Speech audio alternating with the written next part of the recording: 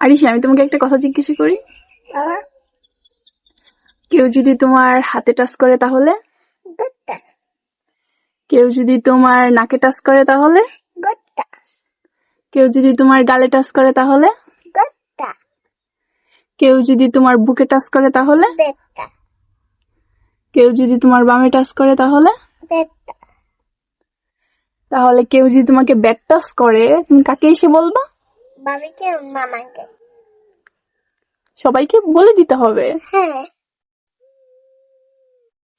আরিশা, তোমাকে একটা কথা বলি। তোমাকে গোসল করে দেয় কে? মামা, তোমাকে খাইয়ে দেয় কে? মামা, তোমাকে পড়ালেখা করায় কে?